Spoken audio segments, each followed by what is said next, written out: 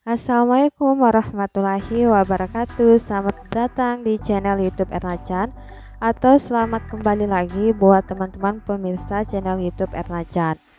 Nah, video kali ini admin ingin berbagi FR untuk formasi analis ketahanan pangan dan jabatan yang serumpun.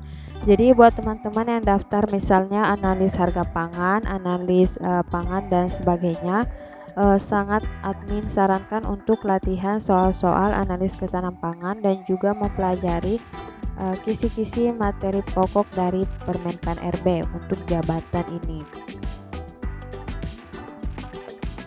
FR pertama, neraca bahan makanan (NBM) merupakan salah satu alat yang digunakan untuk menganalisis situasi ketersediaan pangan di suatu negara atau wilayah dalam kurun waktu tertentu berdasarkan aspek penyediaan dan pemanfaatan pangan.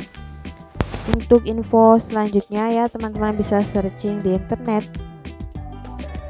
FR berikutnya, GKP gabah kering panen mempunyai kandungan kadar air lebih besar dari 18%, namun lebih kecil atau sama dengan 25% dari kadar air pada gabah. Dan beberapa kriteria lainnya teman-teman wajib hafal ya. Tetapi jika misalnya harus dipilih yang mana kriteria di antara kriteria ini yang wajib teman-teman ketahui, yaitu kandungan kadar airnya. Karena biasanya yang paling sering ditanyakan adalah kandungan kadar airnya.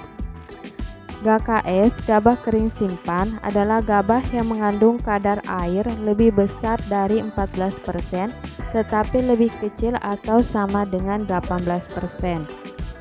Dan kriteria berikutnya. Jadi salah satu teman admin di kantor yang daftar analis harga pangan ya formasi 2019, dia dapatnya soal seperti ini.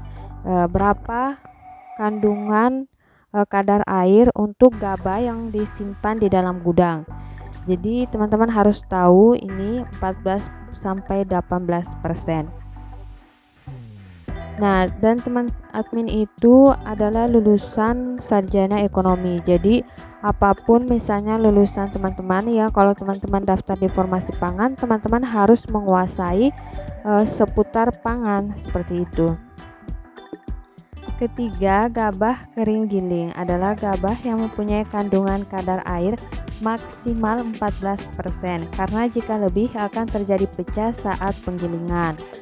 Nah, ada beberapa kriteria selanjutnya, silakan dipahami, tapi yang paling penting maksimal 14% ini ya, karena emang di lapangan seperti itu.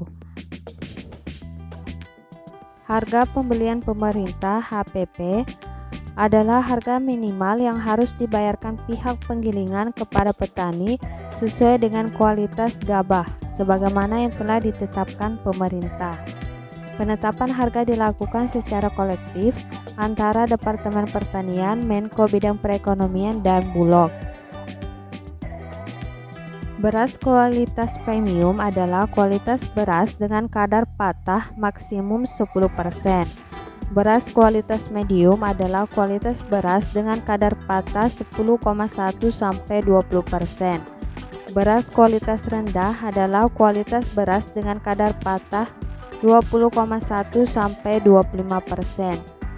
Butir beras patah atau pecah adalah butir beras baik sehat maupun cacat yang mempunyai ukuran lebih besar dari 0,25 bagian sampai dengan lebih kecil 0,75 bagian dari butir beras utuh.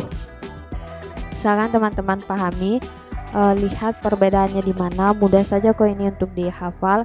Jadi saran admin sebaiknya teman-teman searching sendiri di internet ya.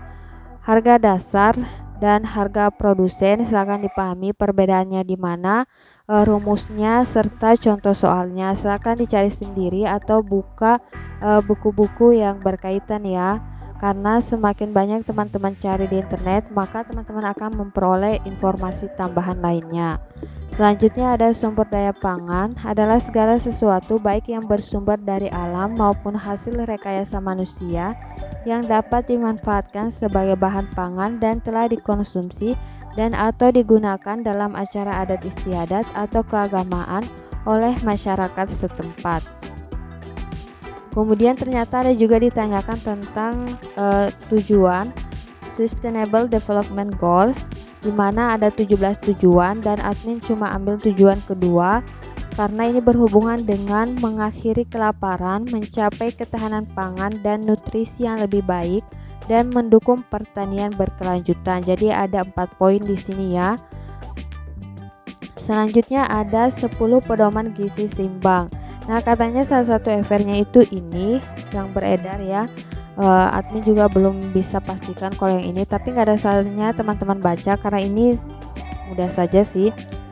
Adapun yang berkaitan dengan pangan mungkin pada bagian ini ya, beberapa kriteria, misalnya biasakan mengonsumsi aneka ragam makanan pokok, kemudian biasakan membaca label pada kemasan pangan, banyak makan buah dan sayur. Ya, sekian pembelajaran kita kali ini, semoga bermanfaat. Jangan lupa share kepada teman-teman yang lain yang membutuhkan, dan semoga ini jadi amal kita bersama. Dan jangan lupa klik subscribe dan nyalakan lonceng notifikasinya agar teman-teman tidak ketinggalan part 2-nya. Nah, silakan gabung di channel Telegram @persiapan SKB Pertanian dan Pangan. Wassalamualaikum warahmatullahi wabarakatuh.